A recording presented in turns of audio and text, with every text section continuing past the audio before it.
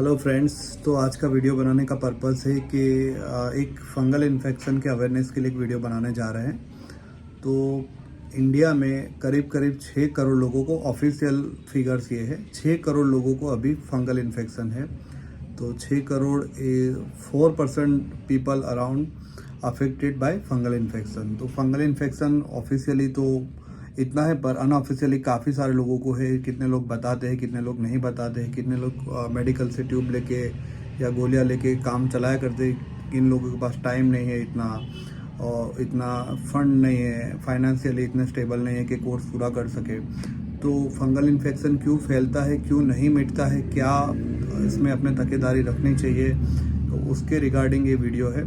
तो पूरा देखिएगा, और जिन लोगों को है आपके ध्यान में तो उनको फॉरवर्ड कीजिएगा, तो ये देख सके और अवेयर हो सके। तो उतना एनर्जी और उतना पैसा और उतना टाइम लोगों का बचाया जा सके। तो first of all, fungal infection क्या होता है स्किन का? तो इसमें एक तरह का रेसिस हो जाते हैं, स्किन पे पेच बनते हैं और उसमें खुजली जलन होती है, धब्बे हो जाते हैं। आमतौर पे जहाँ पे दो स्किन कनेक्ट होती है वहाँ पे होता है। अंडर आर्म्स में है, ग्रोइन में है, जांग की जगह पे है, प्राइवेट पार्ट्स में ज़्यादातर होता है। तो इसकी वजह क्या है? उसकी वजह में एक तो सबसे पहला है हाइजीन।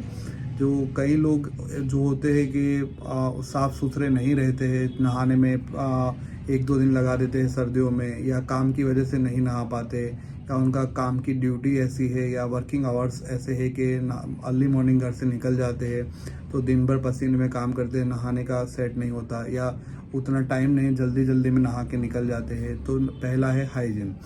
दूसरे नंबर पे, नहाने के बाद बदन को सूखा नहीं रखना, या कोई भी वजह से, जैसे पसीने से या बारिश में भीग गए या पानी से भीग गए, तो बदन को भीगा रहना, वो दूसरा नंबर का रीज़न है फंगल इन्फेक्शन होने के लिए और बरकरार रहने के लिए, नहीं मिटने के लिए। तीसरे नंबर में पॉल्यूशन है, फिर ह्यूमिडिटी है, भेज वाला वातावरण है, जैसे सर्दी बारिशों के मौसम में फंगल इन्फेक्शन बढ़ने के चांसेस रहते हैं। फिर कपड़े धोने के जो डिटर्जेंट होते हैं, जैसे कि कई लोग किसी और से कपड़े धुलवाते हैं, या घर पे भी जो लोग कपड़े धोते हैं, तो डिटर्जेंट का ज़्यादा यूज़ करना और डिटर्जेंट का उसमें रह जाना स्किन रेसिस पैदा करता है, और स्किन रेसिस इरिटेशन होने के बाद उसमें धीरे धीरे फंगल इन्फेक्शन फैलता है। तो ये कुछ बेसिक रीजंस थे। दूसरे रीज़न ये है कि कई लोग मेडिकल से कॉम्बिनेशन वाली ट्यूब ले लेते हैं, जिससे लगाने से तो अच्छा लगता है वो ऑइंटमेंट से, पर लगाने तक ही अच्छा लगता है, और जितनी बार वो दोबारा लेते हैं उतनी बार वो फंगल इन्फेक्शन बढ़ता जाता है। तो ऐसी ऑइंटमेंट्स लगाने से भी वो चेप बढ़ता है, फंगल इन्फेक्शन बढ़ता है।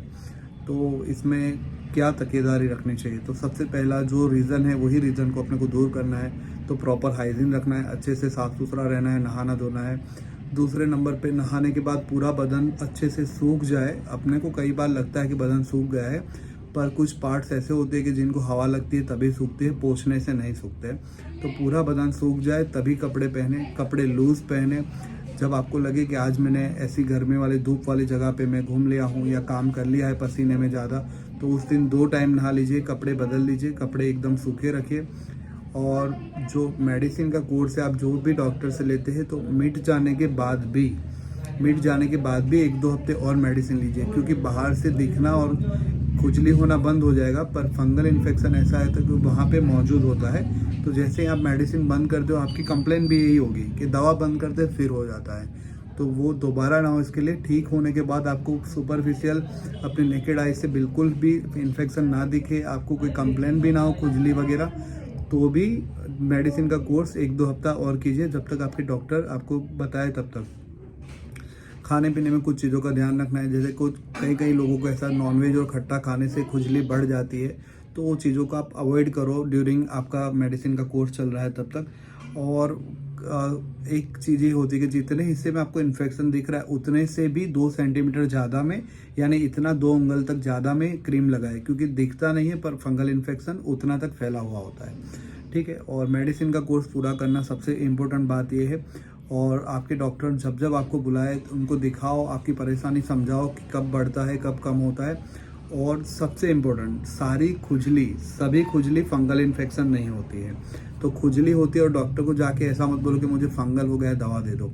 उनको चेक करने का बोलो, डॉक्टर चेक करे, डायग्नोस करे आपको कि हाँ एक्चुअली में आपको फंगल इन्फेक्शन है, तो ही उसकी दवा लीजिए। सारी खुजली, सारी इचिंग फंगल इन्फेक्शन नहीं होती है। और अगर फैमिली मेम्बर्स में है तो सबका इलाज कराओ, क्योंकि एक दो लोगों को रह जाएगा तो ये फूंक से फैलने वाली बीमारी होती है, तो कपड़ों से या टच करने से दूसरे लोगों में वापस से हो सकता है। ऐसी फैलने वाली बीमारी में एक स्कैबिस भी होता है, तो डिफरेंशियल करवाओ आपके डॉक्टर के पास, यानी स्कैबिस है या फंगल है, और उस हिसाब से दवा लीजिए तो जल्दी मिटेगा। उसका नंबर 1 है आपका कोर्स पूरा करना है, और नंबर 2 है कि प्रॉपर हाइजीन और क्लीनलीनेस रखना है, उसको ड्राई रखना है। Thank you for watching.